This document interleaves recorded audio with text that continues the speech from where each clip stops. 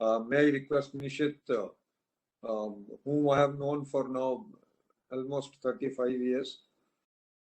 Very good evening, and thank you, CA Amarjit Chopra ji. Well, it's today Dr. Ashok Haldia has considered me to be a part of this auspicious event and an esteemed session. Is all because of you, because I still remember my old days of late 90s when you had some kind of a confidence in me, which I never knew that I could give you, and the way you supported and helped me out to and groomed me professionally, personally, so that today I'm a worthy guy to be considered for this wonderful session. Thank you very much for being a very important part in my profession and life. And thank you, Dr. Ashok Haldia ji, for inviting me to you and to the eminent speakers on the session today. Well, I have been into this analytics, no doubt, but as my journey, I would love to share some of my experiences. I would love to share some of the case studies. Can anybody guide me? How do I share my screen? Because the share button is not activated on my screen here. So I would love if I could get that access and I could show some kind of real things, the way industry today is using analytics and the things that the way it happens. Okay, thank you. I got the access now. Okay, I hope my screen become accessible now. When we are talking about transformation, we are talking about financial reporting. Yes, technology is playing a vital role today. The volume has multiplied. With the COVID, the digital transactions, whether it's in banking, telecom, insurance, or even retail business, or even brick and mortar conventional businesses, the number of volumes of the transactions have really gone high. The complexity has increased. We have gone to cloud. People have migrated to cloud to save costs, to have more efficient systems. Yes, they have also reduced their own burdens of maintenance, but at the same time, the threat goes up. And we have to make sure that yes, our transactions are safe. What we are getting in financial reporting is good. I won't like to name it, but yes, one of the business conferences I was listening and somebody asked one of the chairman of a major telecom company in the world that this is your turnover per year on your telecom sector. Do you agree? The answer of the chairman was, this is as per my audited statement of accounts. That means somewhere in a very lighter way or in a hidden tone, he said, this is what has been certified, so I trust that this is my turnover. But if you're asking me, the transactions are so huge, I cannot outrightly, being an owner of the company, say, yes, I have this transactions or turnover. This is why the technology has to be monitored. It's not only auditing that goes for a massive change, it is even operations. Your day-to-day operations, the role of a CFO, the role of director of finance has really gone under a huge challenge of really maintaining all that confidentiality happens. Let's see some of the very, very simple ways when we talk about digital transformation, when you talk about reporting, how does it move in your organization? We have the very first step that goes like process mining. When we talk about process mining, we are basically talking about what exactly we do want to do. I want to transform my auditing. I want to transform my documentation. I want to transform my business transaction. And the next most important question comes, why do you want to do it? What are the problems that you're facing that you feel that you need to go for outsourcing? You need to go to cloud. A very thorough planning and thing happens. That's what technically we say you do a process mining and find out and divide your process into 3 steps. The most critical, important, and the third level is good to have. That's a way you can always strategize when you go for transformation. Once I have gone for transformation, my auditing really plays an important role because that's a very important thing to make sure your business, it is not mainly auditing, it is of the assurance services. It's a risk advisory which tells you, please be careful or where you are really very good. And nowadays, trust me that we are coming into an era where people would be talking about predictive audit analytics. So once I have those kind of online things, I need to move into CCM, continuous control monitoring. My digital world is monitored, checked by my digital world, not by humans anymore. So that's where Mr. Dixit said we are using robots, we are using RPA, robotic process automation, where they are doing their intelligent job 24/7 and telling us whether things are going wrong or not going wrong. Predictive analytics and auditing might sound to you very, very strange about it, but let me take a case study, and I have a very nice privilege to share the name and things you would have heard in India. a very eminent industrial group called Godrej Industries. The group chief internal auditor is Mr. V. Swaminathan.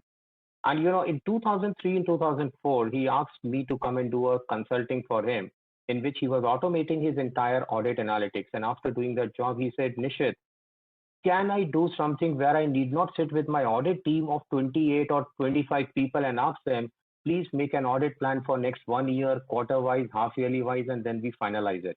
Can I have an intelligence system which will tell me in which part of the year, which area becomes more critical for me to analyze to go into the auditing part? Because Godrej works globally. In imagine 2003-4, the gentleman was thinking about predictive things or somewhere the system having artificial intelligence to tell him. Yes, it was possible. It was possible to basically go and deep dive into 2 years, 3 years data, analyze the trend of the businesses, analyze the various environment outside the businesses, and then come out and say, sir, if this condition continues for next 1 year, in this month, you should be focusing this part of your business to be audited, to be checked. Your data will give you the exception. You need not go and spend a month or 2 months or offsite or enjoy foreign travels. Sitting at your head office, you will come to know these are my exceptions, focus them, go and check them, and you close your things. And they were able to bring down from 12 days to 3 to 4 days of your auditing. What Chopra Saab said that while today doing a bank auditing, it's a totally a different environment with technology. That was the thing that was evolving it. It's entirely upon how do you really see and move into it. Once you have done this kind of a good thing, you are moving into something which you can integrate as GRC solutions. You can integrate auditing operations with a lot of governance and risk compliance solutions. And once you have done the first 3 steps, you got robotic process, which is now matured and which should be ready for you to do. While I am basically planning out my analytics, what am I basically trying to do? I have SAP, I have Oracle, Navision, any applications, Baan, JD Edwards. I normally analyze within that. I give you a small case about it. Now you are in a COVID. I don't mean that you are by health-wise inducted with COVID, but you are in a COVID situation where you are being forced to sit at home and do your auditing, do your operations and everything. How are you working? You are basically opening your laptop, connecting a VPN, and using the VPN, you are in virtually into your organization and you are able to do the transactions. What are my threats to monitoring, whether operations or audit? Is it the right person doing the job? How will I check that? I might come and say, I have an SAP system, segregation of duties are perfectly designed, programmed, and the moment anybody violates it, my system will give me a pop-up. It will not allow to do. I'm well controlled. Let me give a twist to the story. The first thing, are you sure the person who is operating your SAP is the person who is authorized? The management would say, how would you know? Always a simple way. I have a HR data with me. I have the VPN data with me where people have logged from their home. And then I have the SAP data where people have logged into SAP. I need to link all the 3 together. And then I need to find out. Something I give you a very practical thing, which could be a good consulting opportunity, but I don't mind sharing it. Has anybody tried analyzing multiple logins from a same computer? Every computer in the corporate has an IP number. You are able to identify this IP number is for Nishit, this is for Amit, this is for Rahul. No offense to any of these names I took beyond myself. But from that IP number, is only Nishit logging in? Or is he logging A, B, C, D, X, Y, Z? I log off, I log in. I had a case where I proposed this kind of a thing and the organization came and said, what kind of analytics you can build on this? I said, you can build an analytics if you're in an SAP system. What is the time gap between the various steps in the transaction? For an example, purchase order, a very vital and important area. I have a requisition which is being raised. Once the requisition is raised, it goes through the various steps of approval before the final PO is issued. Now, when this process starts, what is the time gap between each of the approvals? Somewhere the approvals happen within 15 minutes, 2 or 3 approvals were done. If that is a time gap, it is highly probable it was done from the same system. The person logged in, logged off, logged in, logged off. He never violated the SOD, so no alerts were generated. But it was factually not your maker and checker rule applying. It was one man who was doing everything. Try to integrate your environment which is outside your financial system into your financial analytics, I tell you from my experience, your exceptions would go for a toss. You will be surprised to know what is happening there. Because I always believe the person who is trying to manipulate or exploit your system knows where you are controlling. He's already 2 steps ahead of you. So he is able to manage out and make sure that he doesn't get caught. They have become smarter. So frauds and predictives, they becomes very, very important about it. When I'm trying to do certain analytics, I follow a life cycle about doing it. It's not that I just open any tool or Excel or any tool for that matter and pull in the data. And once I pull in the data, I say, no, I've started my analytics. The most important first steps happen is I do a scoping of it. That's where I again answer an question to it, what I want to do and why I want to do. I try to target to the data that I would require. What kind of intelligence am I going to build? Like some of the examples I just shared with you. I might like to pull up a data outside my financial data to make it up happen. Once I've got that, then I basically go and try to review, validate, look into the data about it. Generate first kind of a report, share the ad hoc reports with the stakeholders and ask them, do you have some inputs to give? And then when you come out of it, yes, it helps you. And once with those reports, ad hoc reports done, you move into something called implementation at step number 4. There where I could do automation and things, and then I do monitoring. A very important step is monitoring. There is a lot of things, people feel I have automated 20, 50 reports in my monitoring, auditing, finance. Now what happened is I'm relaxed. No. Every report, every analytics has a life cycle. And the life cycle is, might be first time you get a very high exception. You implement certain controls. You reanalyze it over a period of time. And if your exceptions start falling down or they come within the controllable range, that means your things are now under control. You may run this report off and on, might be once or twice a year, and thereafter, you may not like to do it anymore. So that could be your thing. So what happens into it? I have a life cycle. Nishit, the subsequent faculties are waiting. I think we'll have to wind up in the next 1 to 2 minutes, basically. No problem, sir. I surely do that. Sorry. No, perfectly. I respect for that. So what I do is, no, sir, please.